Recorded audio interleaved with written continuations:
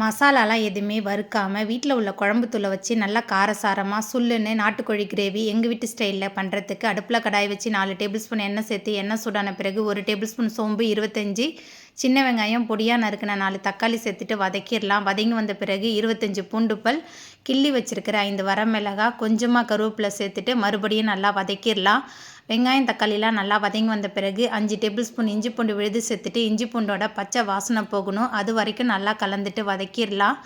இஞ்சி பூண்டோட பச்சை வாசனை போன பிறகு சுத்தம் பண்ணி வச்சிருக்கிற நாட்டுக்கோழி சேர்த்துட்டு கொஞ்ச நேரம் நல்லா கலந்துட்டு வதக்கிடலாம். நாட்டுக்கோழி பாதி அளவுக்கு வதங்கி வந்த பிறகு 10 டேபிள் ஸ்பூன் குழம்பு மிளகாய்த்தூள், 1 டீஸ்பூன் மஞ்சத்தூள், நாட்டுக்கோழி கிரேவிக்கு தேவையான அளவுக்கு கல்லுப்பு சேர்த்துட்டு நல்லா வதக்கிடலாம். நம்ம சேர்த்த மசாலா நாட்டுக்கோழிலாம் நல்லா வதங்கி வந்த பிறகு நாட்டுக்கோழி வேகிறதுக்கு தண்ணி சேர்த்துட்டு, நாட்டுக்கோழி நல்லா வெந்து எண்ணெய் பிரிஞ்சு வந்ததுக்கு அப்புறமா அரைச்சி வச்சிருந்த தேங்காய், சோம்பு விழுது, மேலால் கொத்தமல்லி சேர்த்துட்டு நல்லா கலந்துட்டு எல்லாமே சேர்ந்து நல்லா கொதி வந்த பிறகு பரிமாறி பாருங்கள். ரொம்பவே சூப்பராக இருக்கும்.